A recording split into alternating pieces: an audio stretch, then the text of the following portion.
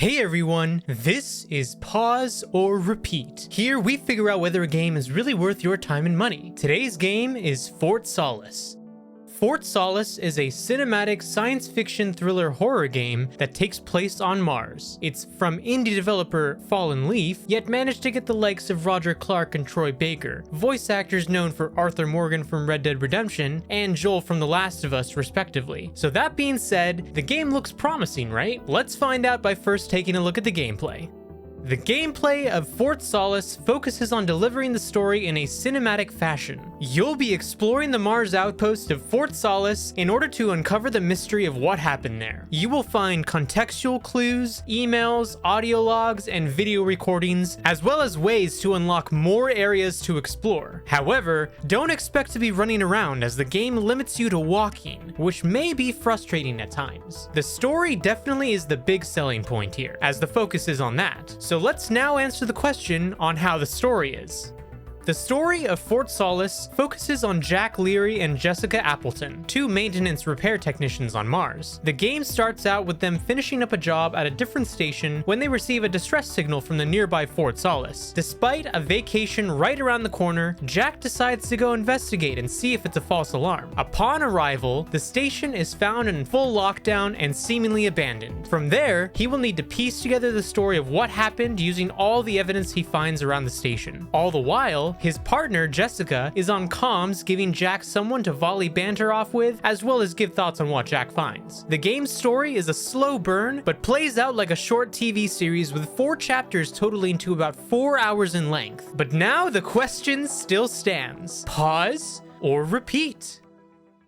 This game's atmosphere is really creepy, and I love that. It's what I enjoy the most probably about this game is just the atmosphere building throughout the entire 4 hours of the game. But don't get it twisted. This is not a Dead Space or a Callisto Protocol. Even though it's the same like camera angle, it's not one of those games. It's not a gory type of horror game where you're going through killing things and killing aliens and So what is this, like bashing a heads. Fisher Price horror? No, it's like That's funny you bring that up though, because it's kind of like they went more of the thriller aspect of things. Yeah. Like there is horror elements, don't get me wrong, but it's not so much of horror. It's more closer to thriller. Yeah. But really, at the end of the day, the atmosphere is really what sells this game, and the writing is also actually really well done. They build up the two characters of Jack Leary and Jessica Appleton really well as the other crew of the Fort Solis crew. They build those people up really well throughout all the video logs and audio recordings, everything. So by the time that you are finished with the game, you actually feel like you knew something about these characters, even if you never actually saw them. Yeah, no, I think that's an excellent point. I mean, when you got the dark hallways, the emergency lights, and let's also give credit to the sound design. I mean, it's impeccable.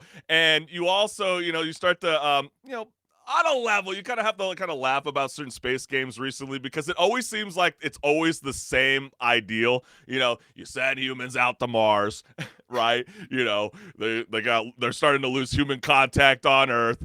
Things go wrong. Will something ever go right in any of these kind of games? I don't know, but I think you nailed it. I mean, the voice acting is awesome, and you might recognize a familiar voice. Troy Baker used to be in The Last of Us, and also like you highlighted in the Pause or Repeat intro video.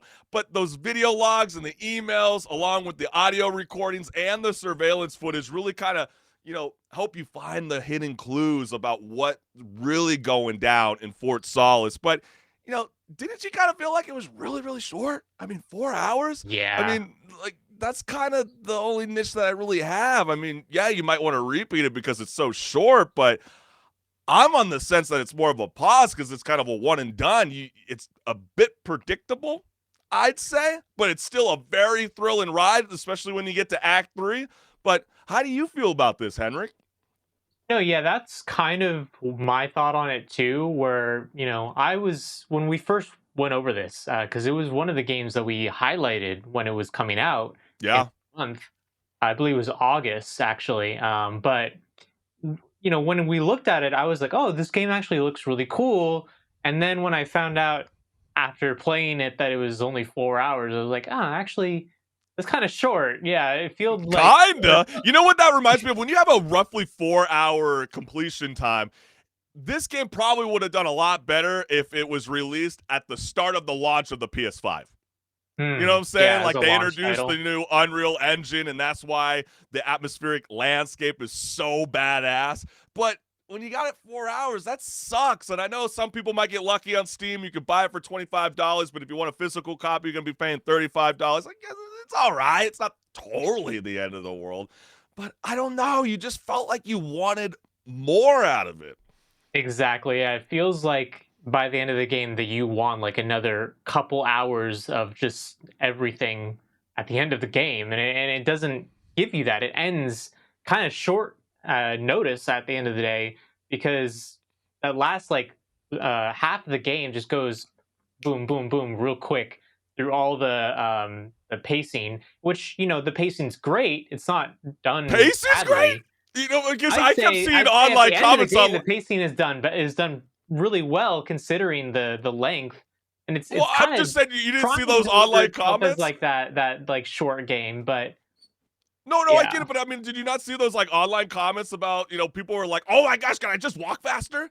Like, I understand that that's trying to yeah, create the yeah, thrill and the suspense, but it's like these games kind of kill me. Like a Callisto Protocol just recently did that too, and it's like, come on, let's go. We understand that the game's linear, but you might go like in a far corner of a room, and then there's nothing there, and you're like, what the heck? Now I gotta mosey daisy through. If I'm scared and I'm by myself with like sealed airlock doors inside of a, whatever they call it, like dome in Mars, I might be moving a bit faster if I think there's some creepy stuff, whatever going down yeah. No, inside that that place. is probably part of why I would not repeat it personally, and why it's a pause for me because you're stuck walking, and at the end of the day, the scares that are there are already revealed to me. So like I'm not getting scared of walking around the station and having something jump out at me.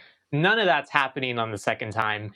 Yeah. And at the end of the day, if I'm wanting to explore, I'm having to walk places. And that already happened the first time through, where I walked to like the corner of the map and there was nothing there. Yeah, And I exactly. gotta now walk back. You know? But but we do have to give some props because this is developed by first-time developer Fallen Leaf Studios and published by Dear Villagers. So congrats to them. It is a beautiful game. It's just not something that I would repeat. But just because we say it's paused doesn't mean it's a terrible game in the end. If you want to go ahead and purchase it, it is on Steam, it is on Amazon. I do know the developers are highly encouraging PC gamers like HenricK to play it on a controller. It wasn't meant to be designed for the keyboard and mouse. That's what they kept heavily advocating for. So take that for what you will. But hey, I think the verdict is we're on the same agreement, HenricK. Yeah, yeah, I believe that both of us look at it as a pause, but it's not a bad game, like you said. If you're looking for a short game that is creepy and has a good atmosphere and good writing, this is the game. It's just not a game that you can really expect to get a second playthrough out of. Yeah, it's so true.